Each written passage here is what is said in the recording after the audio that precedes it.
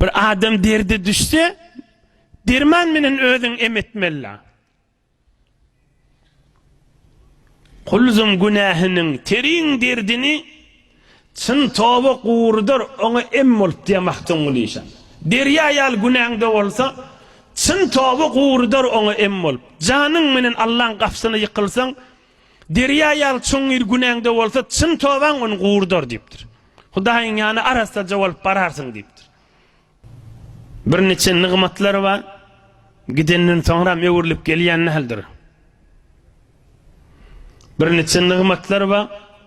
Gaýta öwürlük gelýändir. Adam namartlyk etmese. Gaýta aýdyn. Bir neçe nigmat var. Gidenden soň şo içine gidýär öwürlük gelmeýär. Hoşlaşıp gitýär digi öwürlük gelmeýär da.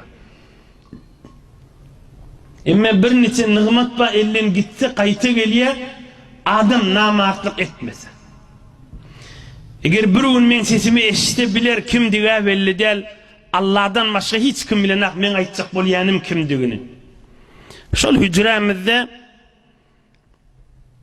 bir gaty agyr muşkili wadi, bir adam süýnüp ağlap ýatydy. Muşkiliniň agyrlygyndan.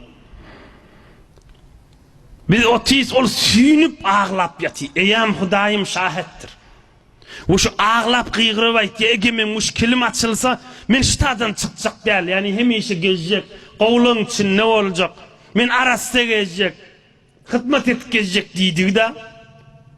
Wa Allah azza celalla şoň muşkilini aňsan etdi. Şu öýläçeli. Şondan mer bir edekde görünenek 2 ýyl üstünden geçip barýar. İnsan näme diýip namartlyk etmeli? İnsan Allah'ını utduğu mukambe. Süýnüp ağlap duýdy, jydamamy. Eger Allah men muşkilim aňsa desse men ştadan çykjak däl ölýünçem diýen adam muşkil aňsat boldy we haýyr doga edildi, turup gitdi. Eýem şaýetdir 2 ýyl geçip barýar, bir gelenak da hadi. İnsan näme diýip beýle namartlyk etmeli Hudaýyň huzuruna? İnsan näme diýip namartlyk etmeli Allah'ın huzuruna? İnsan näme diýip namartlyk etmeli Allah'ın huzuruna? On gelmeýänligi, onu aňýas näme diýip gelmeýänligini. Hamany utanjaňmyşdyk, inni utanýa haya et diýe. Yo ol bir hayalykdan gelene. On şeytan oýnaýaty.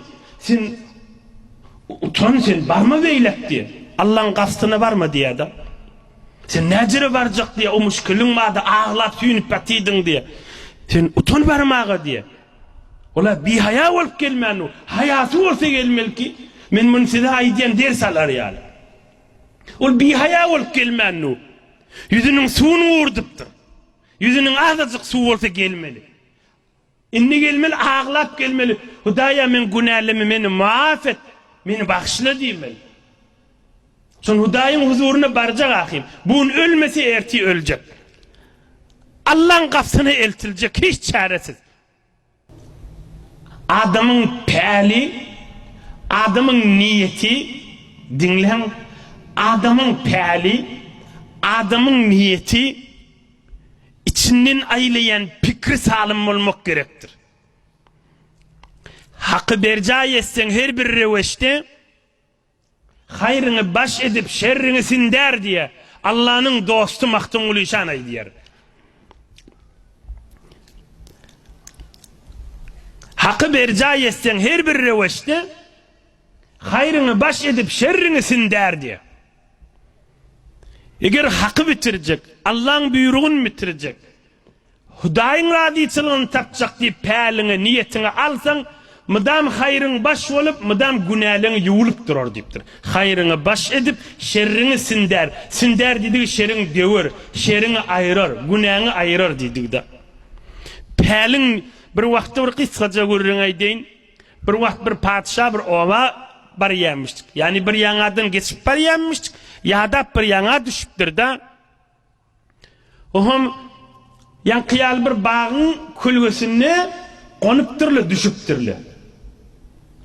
Ohum öýesi bagyndan, naryndan, enaryndan bişen narlardan yığıp getiripdir.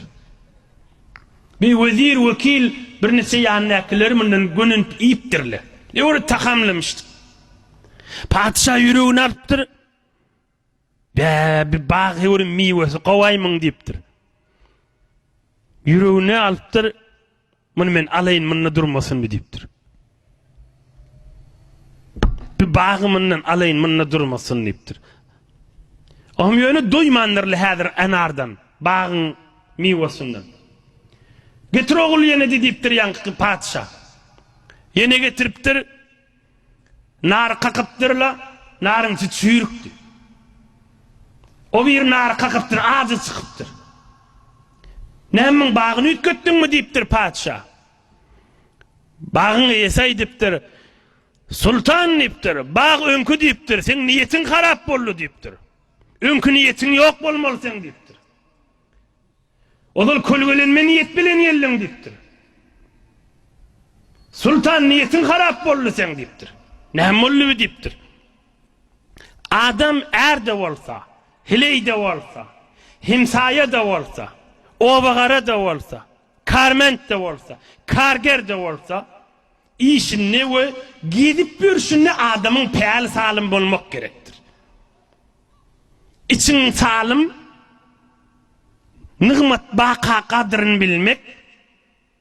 Şimdi nıgmat baka kadrını bilmek ne oluyor şimdi? Nıgmat baka kadrını bilmek dediği, şondan istifade edip elhamdülillah demek, mesirgemesizlik, başka kişini horlap kişiltmesizlik, nıgmatın içinde olunsan başka birine zulmetcek bolmasızlık, başka birinin aybını açmasızlık, mesliği götürüp gezmek. Buna diyelim nıgmatın kadrini bilmek. Araplar bunun adına şükür diyelim. Emmen nıgmat baka, peyal harap olsa ve bir şerigim, iki ol tükana açıptırlı bir şerigim. İnnemin acab yol, men bu ikisi bilece pullun paraya, men bir zat edip, bunu uttayın ve bir kenara savulsun. Bu peyal harap oldu ki. Bereket kit yara anna. Ya dede dünyadan geçiyor, mal bölüşmeli. İçinde doğunun biri. İçinde doğunun biri. Ya erkek ya denana. Men bir yol geleyin, onu kenara savup, özüm alayın deyip, bir pikri ütküdü verse, peyal harap oldu, bereket ayrıya. Peyal harap oldu, bereket ayrıya. Şayet malı köfelsin, on malının köfelörlüğü, aynı bir adam olur, özü hordur. Yöne dert bulunsan çişiptir, şu zürük yöne çiştir. Kanı yoktur. Eti yoktur. Yalandan çiştir. On malının kelli yöne çiştir. On bereketi yoktur. Şuna mal kendi iptal, daşından da ağırlanama. Yaradan Allah yaşayışınızı nur, iman, bereketten dolu etsin. Bir elham üç kul huvallahu okuyup, il gün vatanımda dua edelim, ötülle bilen bile.